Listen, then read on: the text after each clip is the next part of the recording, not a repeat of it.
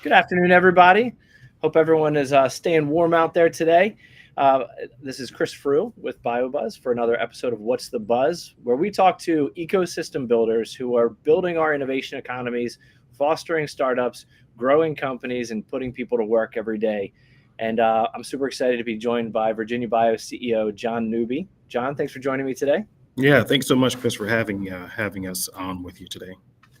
My pleasure. I'm excited for our conversation. Um, I before we jump in though, I want to make sure I give a shout out to our sponsor for these, which is CRB.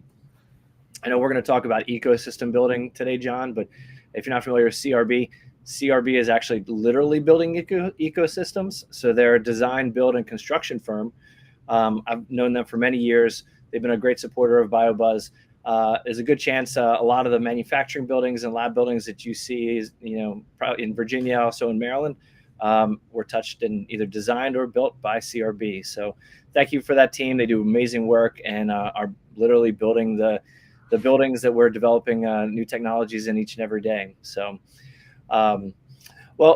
today we're going to talk about Virginia Bio, and we're going to talk about everything happening in Virginia, and it's a good time too because it's the beginning of the year, so it's an opportunity we can reflect on kind of 2024 and think about what's ahead.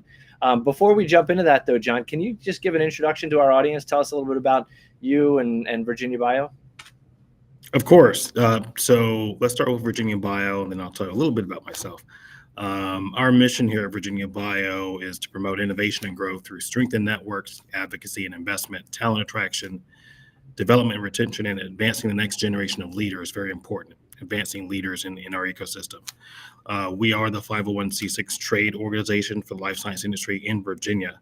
We have just over 300 members all over the state, and it's a pretty big state. If you drive, it's about 7.5, 8 hours from tip to tip, east to west, covering all aspects of life science and biotech. Our membership does. Our ecosystem is very vibrant.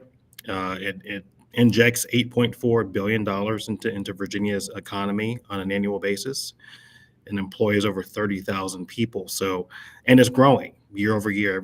I've been with Virginia Bio for 5.5 years. It's grown every single year, and we're planning on keeping it that way. I come from a legal background.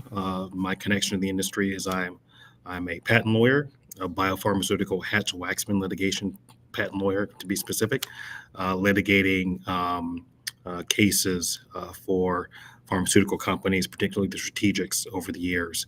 But I left that about 11 years ago, went to state government, worked for a couple Virginia governors, and thankfully landed here at Virginia Bio in August of 2019 before the world changed. I can't believe it's been 5 years. I remember putting out the press release when you joined, 5 years ago. Yeah. What a lot's happened since then. Definitely a world-changing couple years. It has been, and it's been challenging, but very positive for Virginia and the region. Over those past 5 years. So even with that period of time that was very difficult for everyone, the industry in Virginia grew. Got stronger, and indeed the region got stronger, as you know firsthand, Chris, and BioBuzz has reported.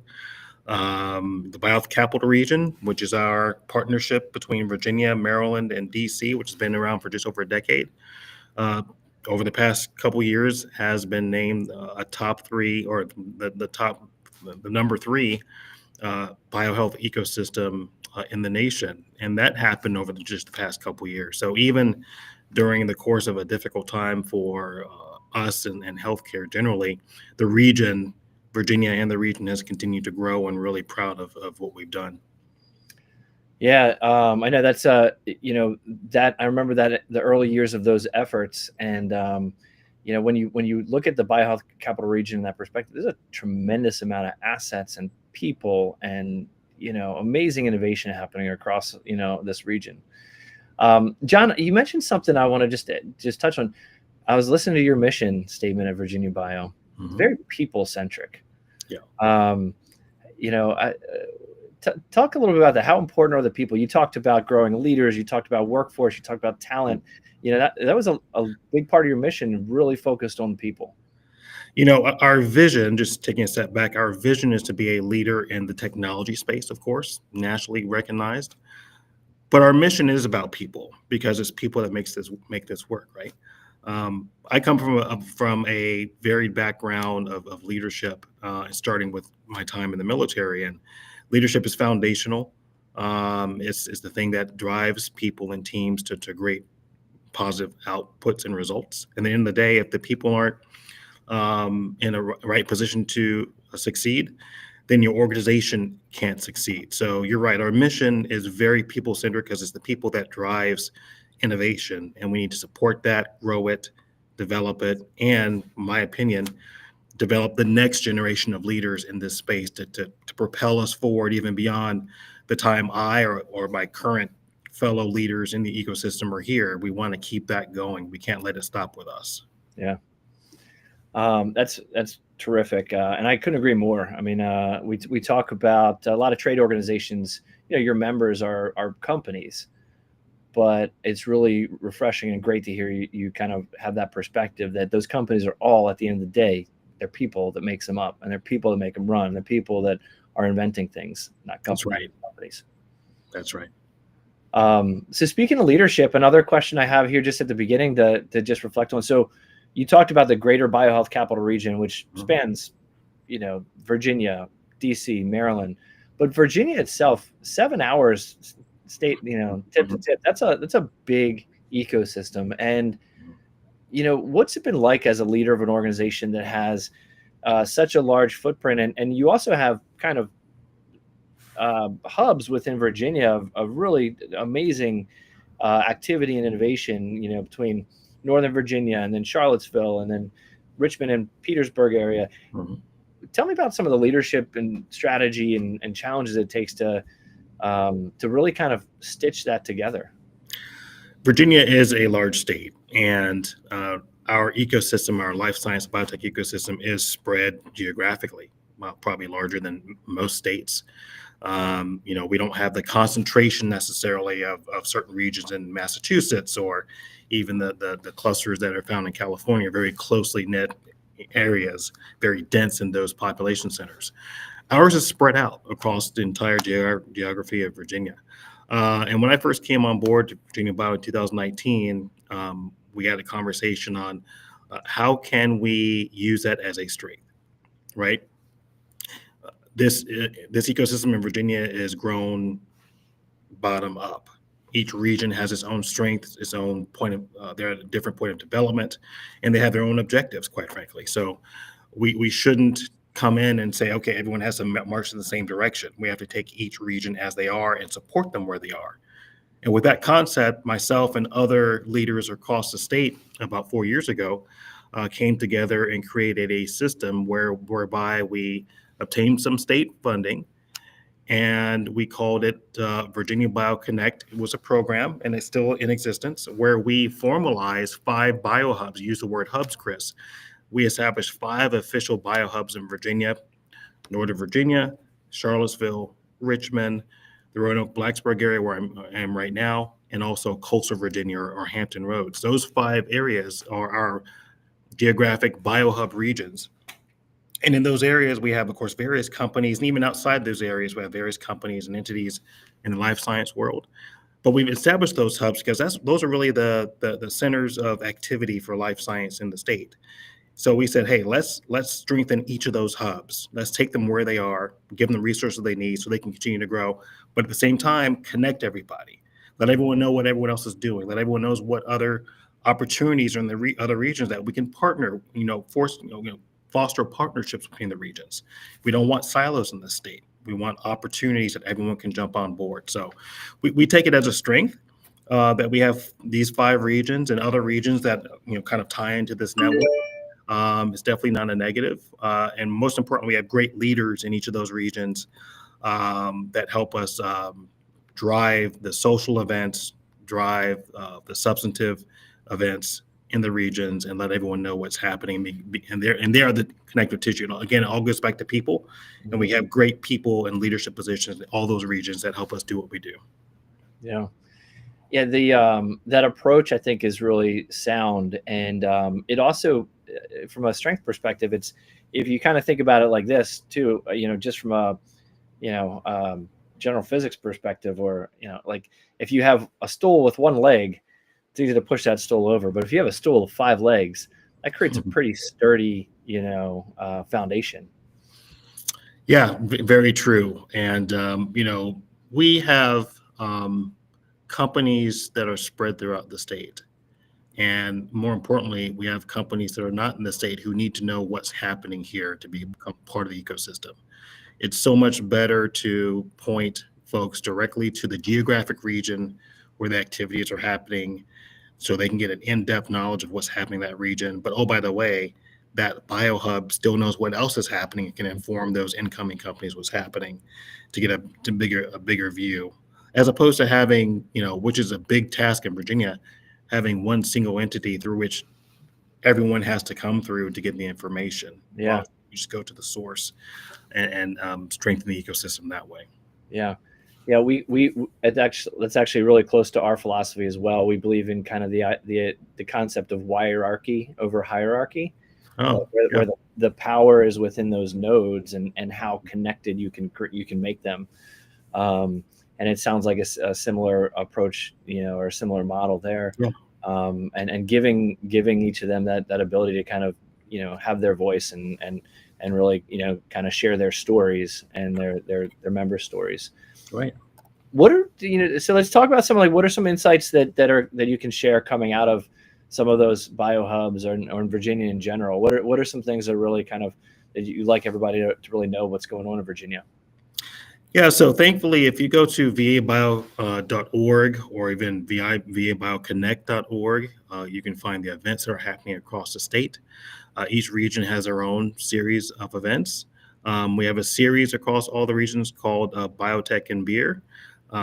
Some of us call it Beer and Biotech for prioritize what's happening there. But there's social events meant to drive community and let people know who's sometimes literally right next door they've never had a chance to meet or took the time to meet. So each of the regions are doing special things for themselves. And then as a connective tissue at Virginia Bio, which also provides and hosts statewide events, drawing the entire ecosystem together at various times during the year.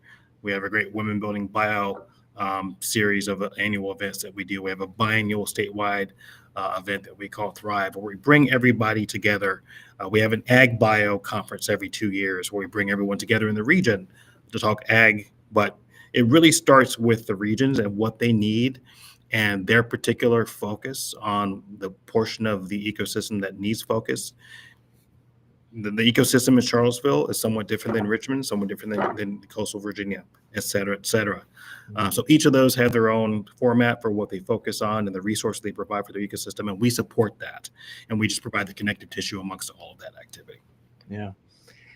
A couple things, and I'm just curious on just your thoughts on what maybe I'm missing, but so far what makes these hubs strong is connectivity and that social kind of cultural community building. Mm-hmm.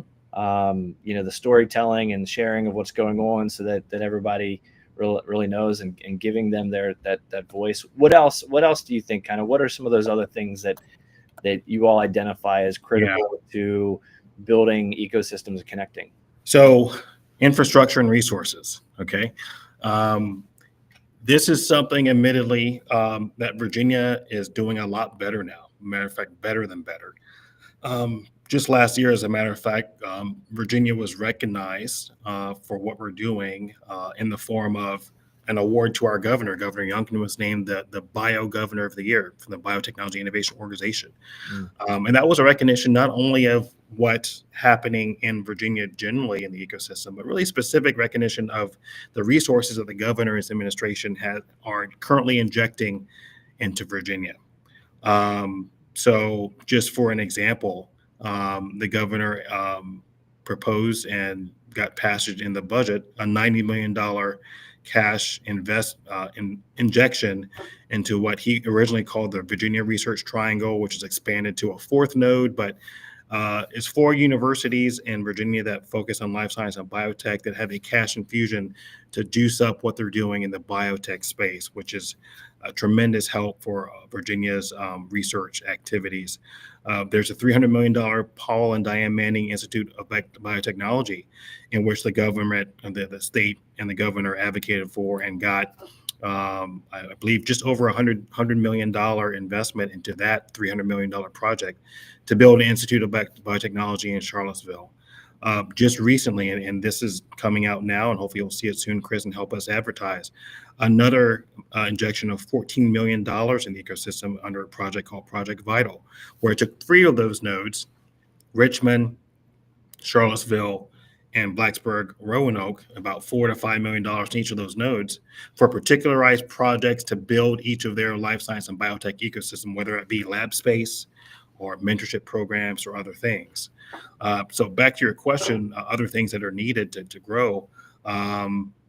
Virginia is doing much better in providing. The state is recognizing the importance of this industry to its economy, the $8.4 billion that it provides, plus some to the economy, and more importantly, the importance of what we're doing, biotech, saving lives, extending lives, and really investing in what we're doing.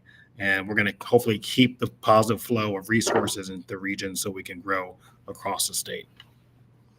I love how the investment's going in, and some investment is going BioHub specific, and some investment is really going into, similar things that each need to do. So there's a personal approach on what's needed in each hub, but also, it's being spread out across. And then, one of the other things that I think over the past years too is like the Petersburg biomanufacturing cluster. That's been a bright spot as well. It seems like that's a really, over the past several years, in fact, growing. So, and it's a tech hub designation region too, right? That's correct. So I believe it was back in 2021, one of the companies by the name of Flow Corporation applied for and got what totals about $800 million from the Biomedical Advanced Research and Development Authority, BARDA, to start the domestic production of APIs, those essential ingredients for essential medicines. As we all know from our time during the pandemic, most of the constituent parts of our medications, if indeed not the whole pill, in some cases, are made overseas, 70+%. It's not domestically produced. So in order to meet just the practical needs of healthcare and also a national security need, a great coalition formed in the Petersburg area between Flow Corporation, a company by the name of Ampac Fine Chemicals, and 𝐍𝐞𝐰𝐻𝐿 to come together to domestically produce essential medicines right here in the good old US of A. Fantastic activity. They've been at it for a while as far as standing up their infrastructure. At the end of last year, just a few months ago, they announced the beginning of production on their manufacturing lines for these APIs. They're expecting to produce 250 to 500 kilograms annually of these APIs for essential medicines, with the goal of hopefully the federal government will start establishing a strategic reserve of these things. So when the next pandemic or endemic or what have you happens, we have those things on hand and are not, to be really honest, held hostage by other countries when our populations need these things. It's a great cluster. It has really started to turn around the region in Petersburg, which has been looking for some kind of manufacturing after having lost it decades ago. It's attracting so much talent to the region in Petersburg and Hopewell. So it's done in partnership with those localities. This entire activity is an alliance, and they've actually formed an alliance, not just with the commercial activities and the companies, but with the localities and the universities and the historically Black colleges and universities and others, those sources of talent that are in Virginia, we want to keep in Virginia and feed what's happening down there. And it's just a fantastic story, and hopefully we can have folks join what we're doing in Virginia to help advance what we're doing in this domestic production of APIs. Such a critical need. I mean, we all felt that firsthand, not only with the pandemic, but then you have things like remember the supply chain when all the ships were offshore, and like all these global things happen. It has a real immediate impact on our health and safety. It really does. And, we don't want to get caught with our figurative pants down next time and not have these things on hand in our own country. Yeah. Now, this is just the start, right? So what's happening in Petersburg is, I'll say it, they won't say it, but I will. It's a small drop in the bucket for what's ultimately needed for our entire nation for years to come. But it's an important start. It's an indication of importance when the government injects that much money into starting these things up down in Petersburg. And these technologies can be applied to other high needed and high valued pharmaceutical ingredients. But right now the focus is on those ingredients for those essential medicines, of which the COVID vaccine was one, in order to protect ourselves going forward. Well, it's a start, and it's also a recipe, it sounds like, so, when the government has really invested a lot in placemaking, through BARDA, ARPA-H, the Tech Hub initiatives. And I think, one of the things is, there's a lot of different grants and proposals that come in for it. And, I know that one of the things that's being looked at is what's the recipe that works and what are the recipes that work. And it sounds like in Petersburg, it was very much demand-driven, industry-led, built around alliances and an integrated public-private approach. So it's wonderful to see that, again, they're making medicine now, their production. So it'd be great to see the success as a roadmap that we can, as a country, apply elsewhere as well. And the timing was fortuitous. I mean, this was all being really researched and proposed internal to those companies just as we were entering into the pandemic. Yeah. So I think it was fortuitous for the country that these companies had already thought this through, got their business plan together, got their concepts together, had made the key connections with the federal government. When the pandemic hit, I'll tell you right now, the leaders of these three companies were literally at the White House, helping the White House think through what needs to be done next to protect ourselves, not just in the pandemic at the time, but going forward, and is really going to benefit the country, the work that's being done. Yeah.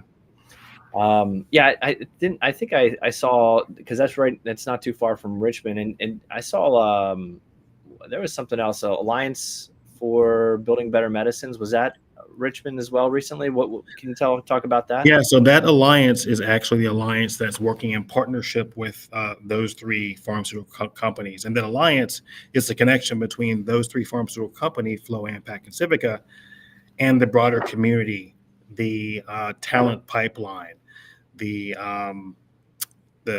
Petersburg, Richmond, the counties, Chesterfield, Henrico. So that Alliance for Building Better Medicines takes what's happening on the ground in the development of those APIs and extends it to make sure all those communities are part of this endeavor.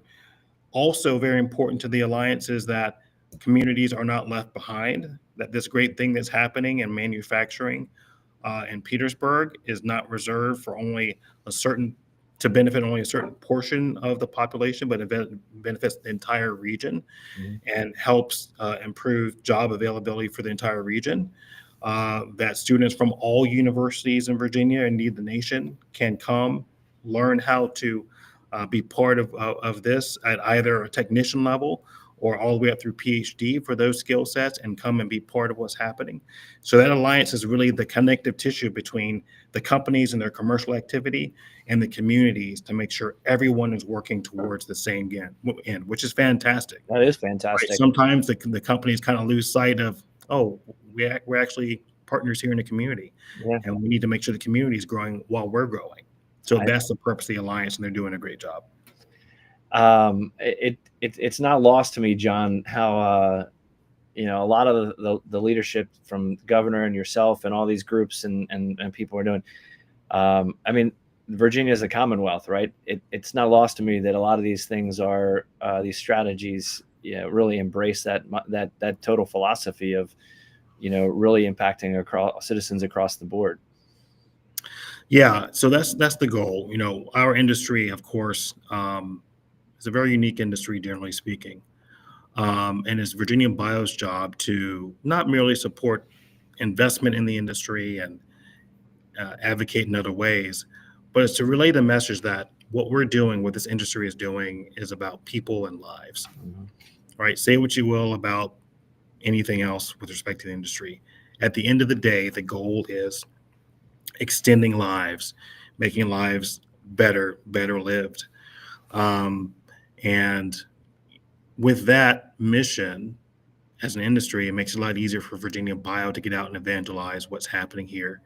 And it aligns, I hope, with what any governor's administration wants to do for its people, providing jobs and extending lives and making lives better. So we have a really great mission to pursue, which is why I'm still here. It's a great mission to be a part of. And our governor and our administration is aligned with that, and we're looking forward to bigger and better in 2025. It really makes a big difference when the government and trade partners and industry have alignment, and it seems like there's a lot of alignment in Virginia. There is.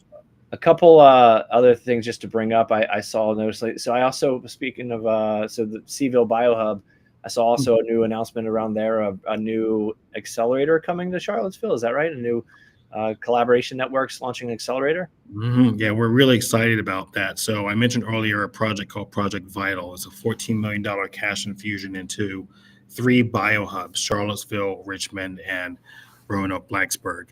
In the Charlottesville area, part of that $14 million is going to go through to stand up lab space. They're in Charlottesville, 6,500 square foot worth of lab space, which is needed for our startups. Yeah. And oh, by the way, anyone who's not in Virginia, you want to come to Virginia, come on down, because we realize how hard it is to find lab space anywhere. And we're building that, or Charlottesville Biohub is establishing that in Charlottesville. There's lab space actually right here in Blacksburg and Roanoke, where I am right now, at the Virginia Tech Corporate Research Center. That's being expanded with state funds as well. There's, of course, a 30,000 square feet of lab space up in Prince William County, Virginia, Northern Virginia. So Virginia has recognized the need for lab space. We are getting resources for it, not just to support our own ecosystem, but to grow it and invite folks from states up north or on the West Coast, where lab space costs probably 4 or 5 times more than it would in Virginia. Come on to Virginia and grow your company here and be part of our ecosystem. I love that. Yeah, it's a big cost, the lab space, and the other big cost is talent. And I think that sounds like those are 2 things that you're really trying to make sure that Virginia can offer is the space and the talent, and third on that is community, and you're doing a lot to build that.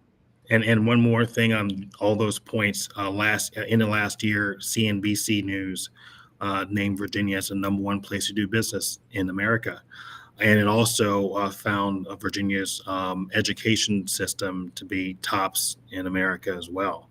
And nowhere is it more important to have a good business environment and top talent than our ecosystem, biotechnology. It's a challenging space. Scientifically, it's a challenging space business-wise, as far as investment in biotech. But Virginia has something special.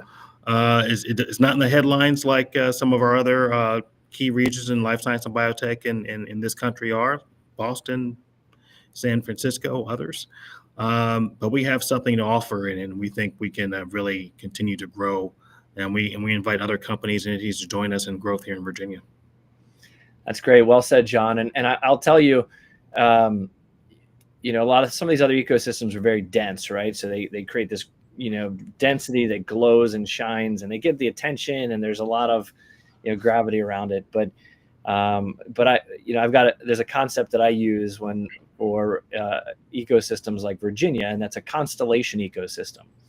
And, when you step back and you look at everything Virginia, you've got 5 shining stars that kind of put together and create a really great image in the sky of like amazing things happening. So while it might not be dense, there's, when you look at that picture, there's a tremendous amount happening, and you're doing the right things at making sure they're all connected, so you can see that picture, and your citizens and your companies can as well. Agreed. Thanks. Yeah.